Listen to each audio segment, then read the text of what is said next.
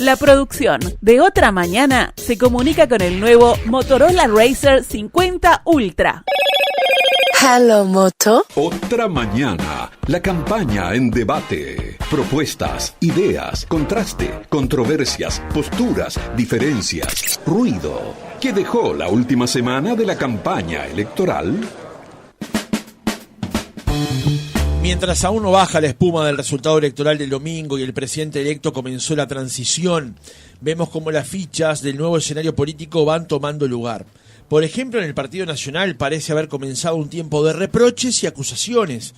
El intendente de Paysandú, Nicolás Olivera, dijo que el senador Sebastián da Silva, blanco, al igual que el jefe comunal, fue un cobarde.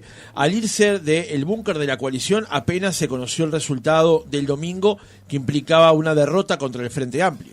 Titular, yo le diría, a mí no me representa casi nada de lo que diga el senador da Silva.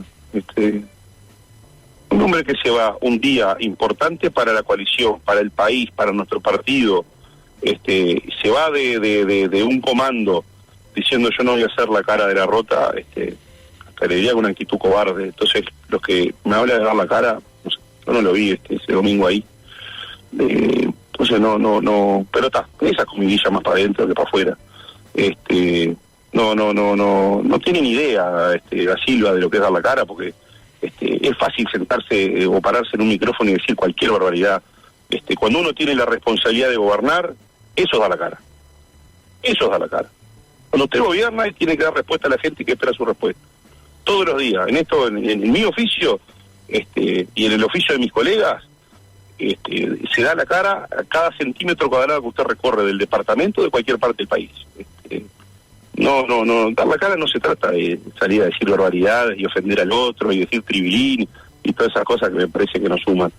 Dar la cara es dar respuesta. Por su parte, el intendente de Durazno, Carmelo Vidalín, expresó que la derrota electoral se debió a la inseguridad y a que el bolsillo de la gente está flaco, aunque teorías digan otra cosa. Esto fue en declaraciones a Radio G recogidas hoy por El País. Pero más allá de estas consideraciones políticas, ¿dónde y por qué perdió la coalición? ¿Hubo fuga de votos? ¿Cuánto incidió la pandemia, por ejemplo? ¿La diferencia de precios en el litoral fue determinante para que el Frente Amplio recortara posiciones en el litoral? ¿Los punteros políticos, luego de asegurar e invertir en sostener su posición, aflojaron hacia el mes de noviembre? Estas son las preguntas que les planteamos hoy a nuestros panelistas. Y recuerden que el café de máxima calidad con la mejor atención está en el Palacio del Café. Podés contar con todos los accesorios y variedades de cafeteras para preparar un café a tu gusto. Podés visitarlos en elpalaciodelcafé.com.uy. Ves el gusto y tome un buen café. El Palacio del Café. Uruguay 1188. Mariana, te quedaba un apunte de la charla de lo que teníamos antes para mencionar, pero más allá de eso, ¿dónde crees que estuvieron los puntos fuertes de recuperación del Frente Amplio y cuáles son los motivos o las razones o algunas de ellas que explicarían la derrota de la coalición? Nada es unicausal, ¿no? Todas estas cosas tienen varios elementos que ayudan a entender. El primero es el crecimiento del Frente Amplio, se da entre octubre y noviembre en las zonas, crece más intensamente en las zonas donde vota mejor la coalición, en los departamentos más blancos y donde Cabildo Abierto había tenido en el 2019 más participación. Quiere decir que hay fuga de votos de la coalición, que ya había habido en octubre, pero crece de octubre a noviembre en esas zonas, en algunos lugares casi 10 puntos porcentuales, quiere decir que siguió, ¿no? Entonces, creo que viene de ahí. ¿Y por qué viene de ahí? Yo no sé si lo hubiera dicho hace 3 semanas, pero lo que veo ahora es que la estrategia de recorrida del interior, bueno, desde antes de cuando empezaron el Frente Amplio Te Escucha, a la que hizo Yamandu Orsi en los meses previos a octubre, fue exitosa, porque acá se veía como que no se lo veía, como que no está, y sin embargo uno ve que creció en el interior y fue él el que fue. También fue Blanca, fue un montón de gente, pero creo que con el diario del lunes él logró potencializar su principal fortaleza, que es la cercanía con la gente, la popularidad. Es un hombre que tiene mucha popularidad y lo explotó mano a mano y eso le rindió. Generó cosas que hicieron que la gente, después de votar su parlamentario en octubre, en noviembre dijera, ahora me siento libre y voto a este que me gusta más. Tercer factor, creo que Carmelo Vidalín en eso tiene razón. El gobierno habla mucho de su éxito, pero hay mucha gente que no lo percibe así. Aunque la gestión de la calle Pou sea buena, cuando preguntás después por la economía, por la seguridad, la gente estaba desconforme. Y yo creo que a la propuesta de Álvaro Delgado le faltó encanto, promesa de futuro. O sea, decir, vamos, un buen gobierno, segundo piso de transformaciones, todo igual. Dice, pero yo no quiero todo igual. Yo necesito que esto no lo estoy viendo tan bien como lo ves vos. Y ahí voy a la estrategia, al problema de la coalición. Creo que no se lograron conectar del todo con las preocupaciones de la gente más de abajo. Uh-huh. El lunes había una primera lectura de los resultados que implicaban advertir que el Frente Amplio había ganado en Montevideo y Canelones, como era de prever, y también en Salto, como eventualmente también era de prever. Había una victoria llamativa en San José y una aún más llamativa en Paysandú. Lo que pasa es que, a diferencia de la elección en Estados Unidos, donde se vota con colegio electoral, la importancia acá es de la suma de los votos, no si se ganó o se perdió en tal departamento. Y un informe de Faustina Bartaburu en El País ayer, o el martes en realidad, creo que es bien claro con respecto a qué es lo que pasó de octubre a noviembre. Por ejemplo, para citar algunos casos, en Artigas, la coalición republicana pasó de votar 33.852 en octubre a 29.594 en noviembre. Cuando hablamos de la coalición republicana, hablamos de Partido Nacional, Colorado, Cabildo Abierto, Partido Independiente y Partido Constitucional Ambientalista. Por ejemplo, pasó de votar 39.000 a 34.000 en Cerro Largo. Pasó de votar 26.000 a 23.000 en Durazno. En Florida, de 28.000 a 26.000. Pierde votos en todos los departamentos. En todos los departamentos. Y hay caídas considerables, como por ejemplo puede ser el caso de Cerro Largo, por poner un caso donde son 5.000 y pico de votos. Entonces, esa es la otra lectura. No es solamente se ganó en X departamentos, sino que en todos los departamentos el Frente Amplio recortó posiciones hacia la elección de noviembre. ¿Selva? Bueno, yo coincido en general con el análisis que hacía recién Mariana, y estas cifras que tú das, Francisco, lo corroboran, que en realidad el Frente ganó en el interior, a contrapelo de lo que la gente decía, que el Frente le daba la espalda al interior. El trabajo que hizo primero Fernando Pereira, es decir, todo el grupo del Frente, con el Frente Te Escucha, que fueron 8.000 y pico de reuniones en más de un año, recorriendo diferentes lugares de Uruguay, y expresando también la autocrítica que hizo el Frente, que hay que considerarla como un valor en sí mismo, de por qué perdió las elecciones anteriores. En esa autocrítica implícito también un reconocimiento de errores y una explicación a la gente de cosas que no se deben repetir. Esa es la verdad. Yo, como persona de izquierda y del Frente de toda la vida, tuve un periodo en que me alejé precisamente por eso, ¿no? Porque faltó autocrítica y faltó reconocimiento de errores. A mí me parece que la relación mano a mano con la gente es fundamental, y que la recorrida que hizo la fórmula, tanto Carolina como Yamandú, que además son una fórmula que se llevan muy bien, que eso es muy positivo y se complementan, fue una recorrida muy exitosa. Incluso cuando de pronto vos decías, bueno, el desgaste, ¿no?, que están haciendo de esfuerzo. Yo misma llegó un momento que dije en octubre, ¿por qué hacen tanto de octubre a noviembre cuando volvieron a salir a recorrer? Y de verdad que las cifras del interior lo explican.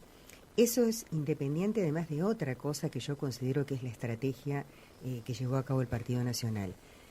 A mí me parece que el Partido Nacional estaba más enfrascado en ganarle al Frente Amplio que en proponer una perspectiva de futuro a los uruguayos.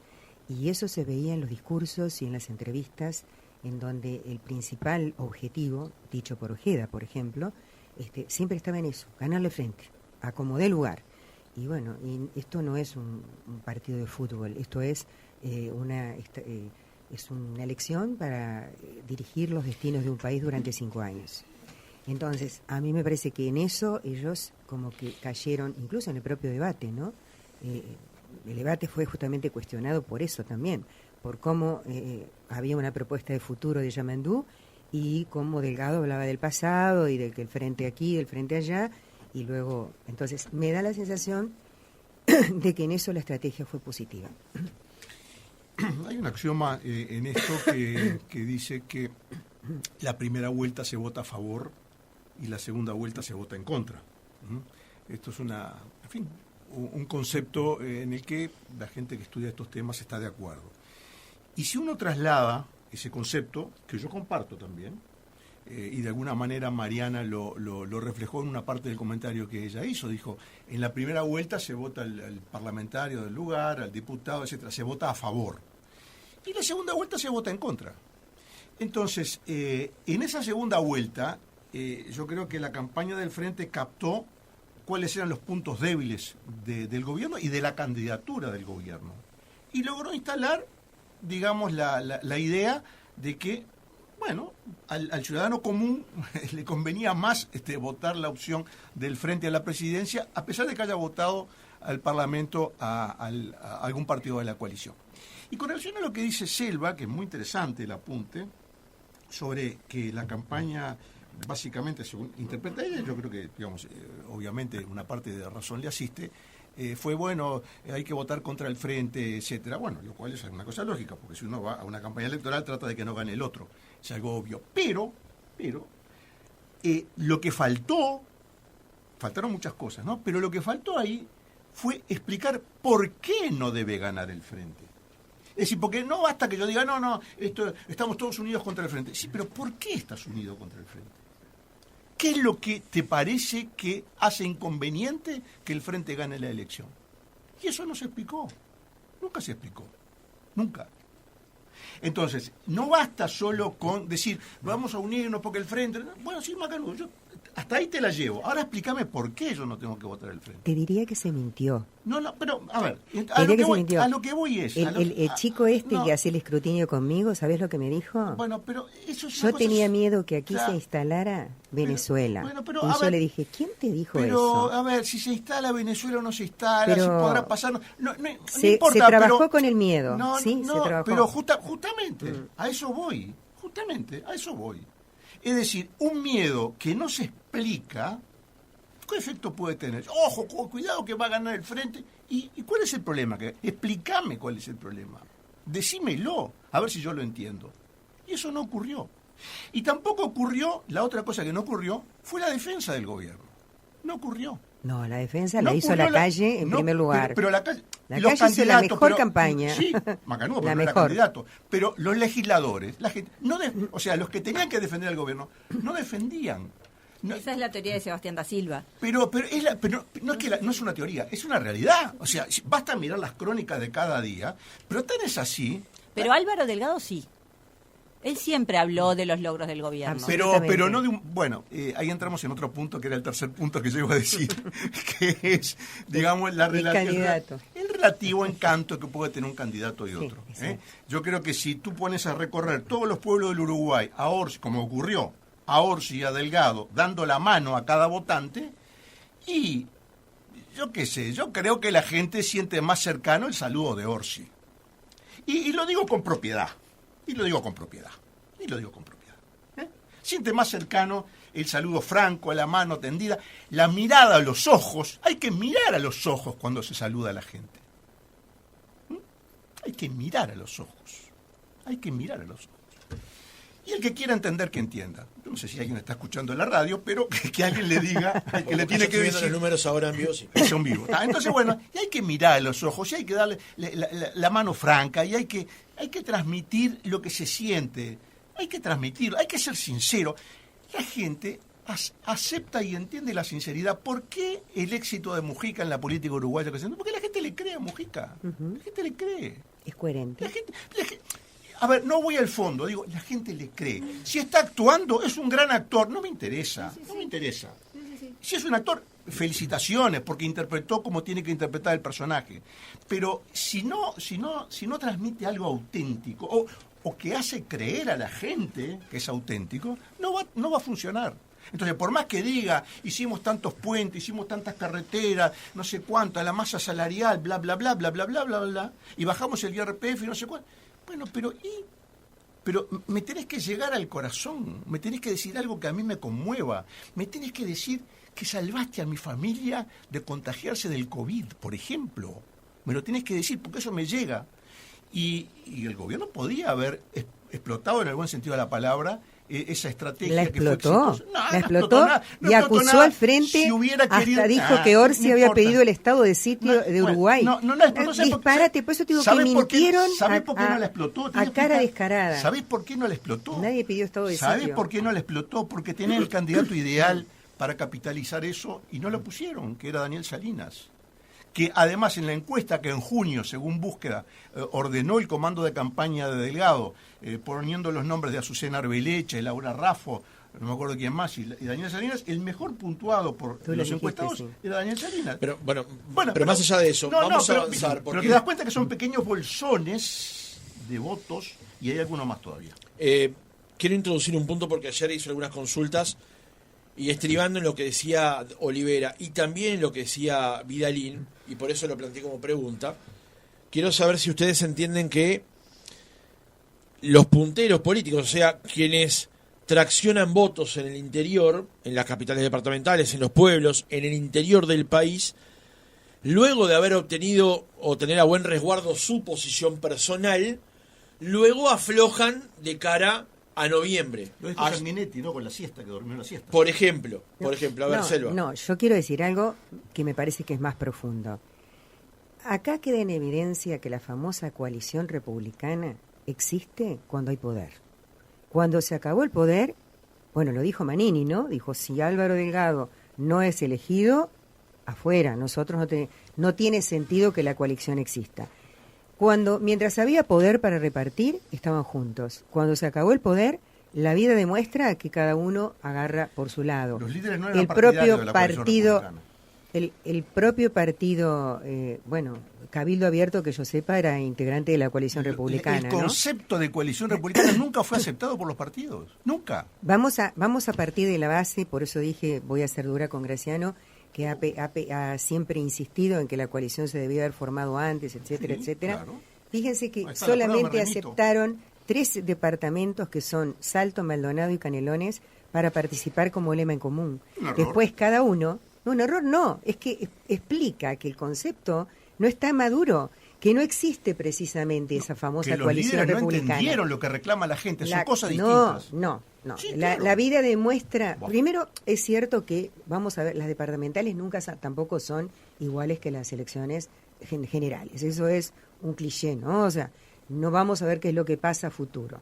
Pero en los hechos es cierto que ese concepto que se quiere introducir de coalición republicana no funciona porque no hay funcionamiento orgánico, porque no hay programas en común, porque hay indiferencia. Sí, no es otra cosa, es lo mismo. Porque si los líderes no entienden, es porque tampoco la gente lo aprueba.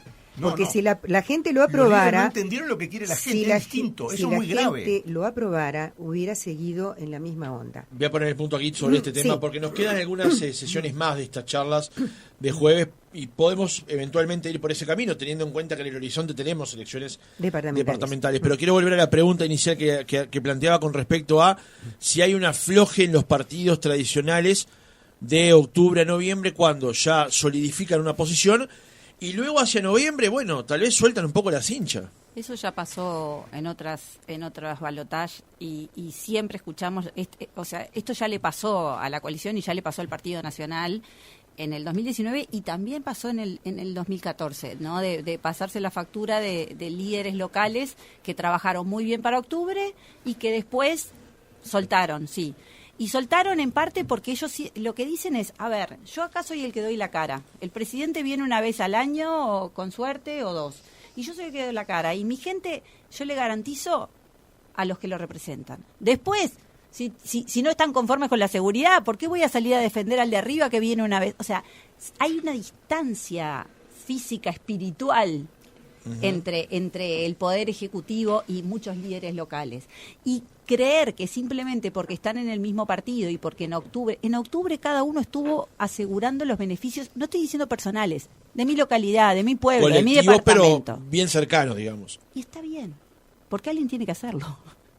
Entonces, yo creo que sí, que hay un afloje de las hinchas, pero ahí no hay que pegarle al que aflojó, hay que preguntarse por qué aflojan y cómo trabajar para que no aflojen, no entrar a castigarlo. Porque la culpa siempre está del que tiene que tomar la decisión, no de la persona que día a día vive con la gente del pueblo. Yo creo que es más digamos, es un escalón más arriba. Hay que mirar un escalón más arriba y es cómo está diseñado el sistema. El sistema está y la gente actúa en cualquier orden de la vida. En cualquier orden de la vida, los incentivos son fundamentales. A veces hay incentivos económicos, a veces hay incentivos espirituales, a veces hay X incentivos, no importa. Pero, digamos, la psiquis humana está, digamos, está organizada, si cabe la expresión, de esa manera. O sea, si yo tengo un incentivo para obrar de determinada manera y voy a obtener una recompensa, sea cual sea esa recompensa, un triunfo deportivo, un ascenso en el trabajo, lo que sea, no importa. Yo voy a actuar en consecuencia de ese incentivo que tengo por delante. Entonces, ¿por qué digo que está mal diseñado el sistema? Porque tiene un incentivo perverso. Es decir, funciona en la primera vuelta incentivando al dirigente local a hacer el máximo esfuerzo en su beneficio, porque es lógico, porque así funciona el ser humano. El ser humano busca una recompensa de su trabajo, ¿no? Si yo me esfuerzo en el trabajo y quiero ganar más es porque, en fin, quiero ayudar más a mi familia, quiero, en fin, obtener un mayor confort en mi vida, lo que fuera. En política es lo mismo. Si yo voy a hacer un esfuerzo para salir diputado, para salir de edil o para salir lo que sea, lo voy a hacer y voy a empeñarme a fondo. Y eso vale para la interna, donde me aseguro un lugar en la lista grande, digamos, y vale en la primera vuelta donde peleo por un lugar en el Parlamento. Ahora, cuando se pelea una posición única, que es la presidencia de la República, donde el interés del diputado de Artigas sobre si fulanito sale presidente o no es relativo, y donde además el partido político como tal, en este caso el Partido Nacional, funciona a veces como partido único nacional y a veces funciona como federación de partidos, como federación de 19 partidos. Entonces, ¿cómo nace este sistema? Nace de la reforma del 96, cuyo único objetivo era impedir que el Frente Amplio en el año 99 ganara la presidencia por una mayoría relativa de votos, que la iba a ganar como casi la gana en el 94. Ahí se prendieron las luces de la alarma. Un dato irrelevante, pero como dice el poeta, cosas pequeñas para el mundo, pero grandes para mí. Yo voté en contra de esa reforma. Y en el ambiente donde yo me movía en ese momento, porque yo además había hecho una beca de ciencia política en la Universidad de California en Santa Bárbara, y había estudiado el sistema del balotaje.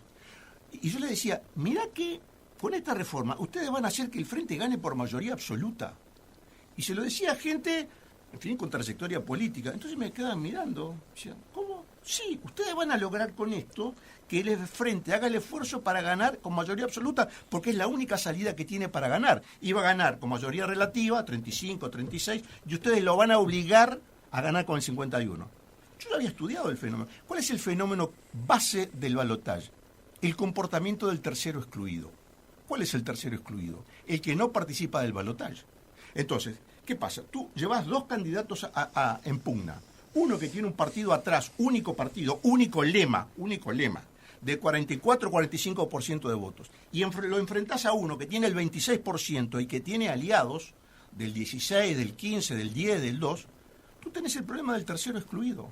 ¿Cómo tú juntás al tercero excluido, que en este caso son varios terceros excluidos? ¿Cómo lo juntás? Es imposible. Siempre se te va a escapar alguno. La famosa fuga es inherente a la segunda vuelta. Es inherente. Porque es así. Porque el tercero excluido, por razones que sea, porque no te gusta el tipo, porque te cobraste una cuenta, porque te sacó la novia, yo qué sé, por 1000 razones, va a votar en contra. Pero... Entonces te redondeo el pensamiento. Entonces, cuando yo decía, esto va a pasar así, entonces los legisladores me miraban y decían, quedan primero sorpresa, ¿no? Pues yo había explicado por qué iba a pasar. Le dije, mirá, está el fenómeno del tercero excluido, bla, bla, bla, bla. Yo lo estudié, lo leí, hay estudios estadísticos. Me dice, no, eso no va a pasar. Bueno, posiblemente no pase. Ahora, yo te expliqué por qué va a pasar. Explícame por qué no va a pasar. ¿Qué evidencia tenés? ¿Por qué no? La respuesta fue porque no. Bueno, pero más allá de esa, Bueno, no, de una cuestión personal, Graciano. Bueno, no es personal. Hay que mencionar un elemento central que es entre la elección del 94, del 94 que vos mencionás, y la del 2004, ocurrió la crisis del 2002, que hizo que el Frente Amplio pasara de 40,11 a 51,68. Subió de una elección a la otra 12 puntos. Ni siquiera hubo segunda vuelta. Porque hubo una crisis en el medio que es como poner todo dentro de una batidora y sacar todo de vuelta. Pero no, cuando tú decís, no es una cosa personal. Igual, aunque no hubiera habido crisis, ahí hay un estudio que hizo El Sordo con otros cientistas políticos, está publicado en un libro. Pero esa es un estudio de Luis Arra González, Rosario Queirolo y no me acuerdo el tercero. Ayer siempre me decía, mirá que va a ganar el Frente. Tienen una grafiquita proyectada, la hacen en el 2000, creo que 2001, 2002, o sea, con la crisis ya ahí, pero cómo indefectiblemente vos exponencialmente hacías la pérdida de votos de los partidos fundacionales y en la ganancia y se iban a encontrar en el 2004. Tal vez capaz que no era en primera vuelta, pero hubiera sido con balotage, porque si vos hacías matemáticamente, o sea, se cruzaban la pérdida de uno que ganaba el otro era sistemática en cada elección. Es un buen apunte ese. De todas maneras, creo que el remesón que implica la crisis... Sí, sin duda, le dio un empujón. Claro. Yo quería abundar sobre esa pregunta que tú hiciste y quería, además, mencionar algunas de las cosas que se dijeron en estos días y que creo que son justas. Al acusar a la calle, por ejemplo, de que no dejó crecer a nadie de otros partidos, hay implícita una crítica que creo que es justa. O sea, en realidad la calle se transformó en el líder único, gobernó como líder, yo la vez pasada lo comentaba, con un carácter muy presidencial fue este gobierno, casi no hubo Consejo de Ministros en los 5 años, y de alguna manera tanto los cabildantes como como el Partido Independiente, bueno, que prácticamente llegó a su mínima expresión, y el Partido Colorado no fueron factores que se viera cómo trabajaban en el gobierno para crecer. Esa es la verdad, porque incluso más allá del crecimiento menguado que tuvo el Partido Colorado, tampoco el Partido Colorado hizo una muy buena votación, estamos hablando creo que de un 16%. Entonces, digamos la verdad, en el sentido de, si vos haces un trabajo que está basado principalmente en tu personalismo y en tu liderazgo, que lo tiene la calle, es difícil que otros crezcan alrededor de un líder que no deja crecer. Esa crítica yo creo que es justa. La otra cosa que me parece que también es que hay que considerar es que hubo una cantidad de factores, lo decía recién Mariana cuando empezó su intervención, que no fueron tenidos en cuenta, y es cómo vive la gente en realidad, cómo es la vida. Yo siempre digo, la macroeconomía tiene un valor estratégico, pero la microeconomía, la de tu bolsillo, la de todos los días, esa no te la explica la macro. Y si vos te pones a mirar las cifras y los números, doña Rosa y don José le importa un rábano calcular que si la deuda externa como subió 10 puntos, que la macroeconomía tiene X falla porque el déficit fiscal prácticamente es el mismo que en el año 19, cuando se permitieron que todas estas cosas iban a bajar, etcétera, etcétera, etcétera. Lo que le importa y es real, es que no llegaba a fin de mes, es que había gente que estaba tan endeudada que hubo que hacer una condonación de deuda por la morosidad y porque si no, los bancos y las instituciones crediticias no tenían forma de captar nuevos clientes porque la gente estaba endeudada y estaba morosa. Entonces, hasta eso se llegó a ese extremo y eso está indicando una situación real de la masa de uruguayos. Estamos hablando del 80% de los uruguayos de este país.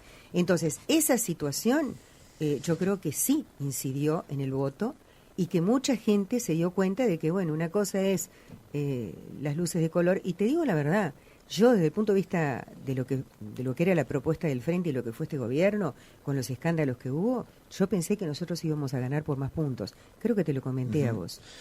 Hay una nota hoy en el diario El País donde hace referencia a una entrevista que dio a una radio local el intendente de Durazno, Carmelo Vidalín. Dice que la derrota se debió a la inseguridad y a que el bolsillo de la gente está flaco, aunque teorías digan lo contrario.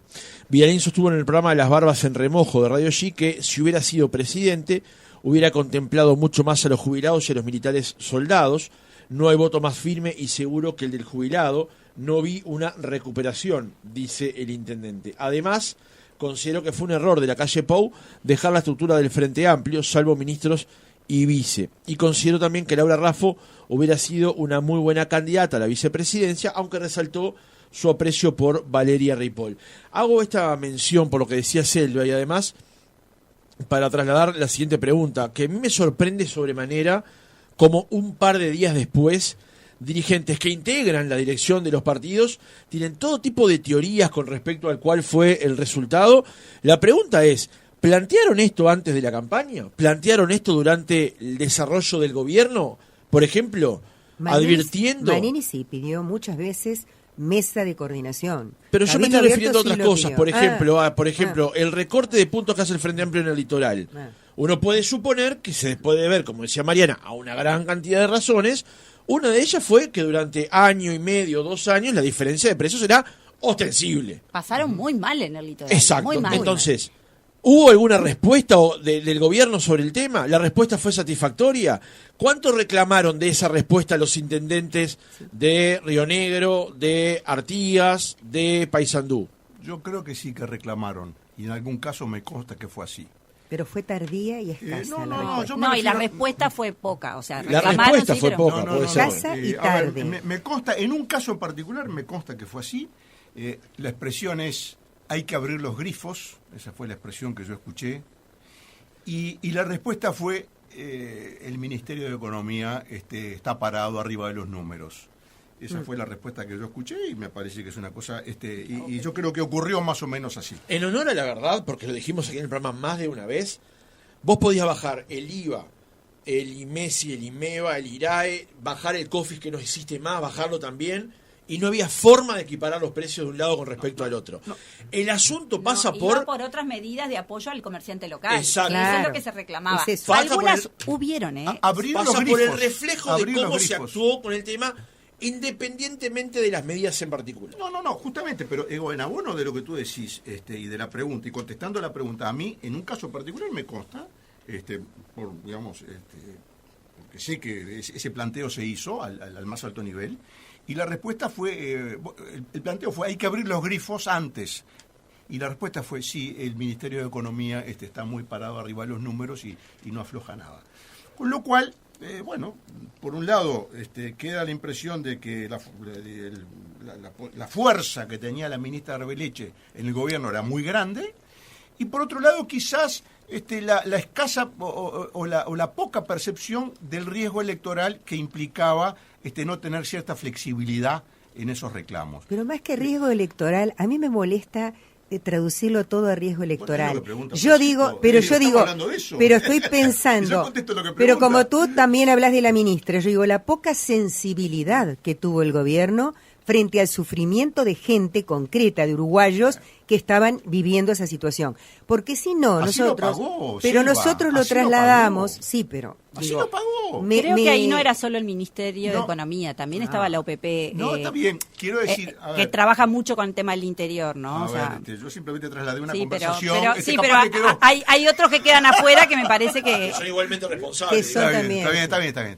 Que son también insensibles, fueron también insensibles. Pero no es un problema, a ver... sí, es un problema de sensibilidad. La conducción política requiere el manejo de muchas variables al mismo tiempo. Variables al mismo tiempo. Yo podría agregar un elemento más que, yo sé que es un gato arriba de la mesa a esta hora, que nos estamos por ir, pero el tema del voto militar. Mariana lo señalaba, la caída del voto de Cabildo Abierto y cómo en zonas donde Cabildo Abierto había votado muy bien, el candidato del gobierno votó muy mal. Y y la respuesta la tenemos hoy en los diarios de hoy, en los portales de hoy, las conversaciones de Manini con Mujica por la situación de los presos de Domingo Arena. Era un clamor del voto militar, Ustedes dirán lo que puedan decir y yo tengo mi opinión también sobre todo eso, pero no es el fondo del asunto. El fondo del asunto es electoral. Si había un reclamo muy fuerte, muy sentido ¿De los soldados? de un socio del gobierno, sobre una situación que le afectaba a ese socio electoralmente, y esa situación no se atendió, no se dio ninguna señal, se iba a pagar en las urnas también. Entonces es un cúmulo de circunstancias. Mariana en su primera intervención decía no es unicausal, y estoy de acuerdo, no es unicausal, y cada causa habrá incidido lo que dice Vidalín, la economía, no sé cuánto, el litoral, todo fenómeno, muy bien. Nadie pone este tema arriba de la mesa porque es un tema urticante, porque es un tema que genera mucha, ¿verdad? Pero funcionó. Ahora, la pregunta pasa, en todo caso, Horaciano, sobre eso es si la debacle electoral que Cabildo Abierto sufrió de 2019 a 2024, donde pierde el 80% de su caudal electoral, el 75% más o menos, responde a eso, no es unicausal, o responde a que Cabildo Abierto se planteó como la nueva política, Cabildo Abierto fue una novedad y se terminaba el recreo, y luego fue igualmente clientelar que los que estaban antes, igual que todos, pero por eso te dije, sin desconocer a nadie, y el recreo no se terminó, y una serie de cosas más. Entonces, claro, porque lo otro tampoco se podía hacer tan visible, pero todos Mira, sabemos lo que estamos algo. cerca, que se planteó, en la se masa, hizo y no se atendió. La masa de votos, ponele, de los soldados, en la masa de votos de los soldados, eso que tú planteaste recién, no incide. No está en la cabeza. Yo no dije que fuera la masa y bueno, de los soldados. los votos se componen de gente. Y si vos estás hablando del sector militar, la familia militar es muy grande. Es muy grande. Sí, claro que sí, pero es en la cúpula, es en un grupo muy cúpula, chico. La señora, la suegra, el cuñado, el tío. Yo creo que también acá tenemos que aprender que nadie es dueño de los votos. Ahí está. Cuando Cabildo crece de la nada al 11%, se llevó muchos votos del Frente Amplio que había captado el MPP Mujica. Sí. Y que habían sido en el pasado incluso votantes de la línea más pachequista del Partido Colorado. Cierto. Son votos que siguen mucho a la necesidad de esperanza, ¿no? Son votos que están muy atados a las propuestas de mejoras inmediatas, pequeñas, sencillas, y que responden a propuestas populistas. Uh-huh. ¿Sí? Sí. Entonces, me parece que hay que aprender que porque uno los haya captado en una elección, no son tuyos. Tal cual. De acuerdo. Llegaron varios mensajes a través del 092-770-111. El 252 dice, abrir los grifos, eso es populismo, endeudamiento e inflación. Ojo, dice el oyente.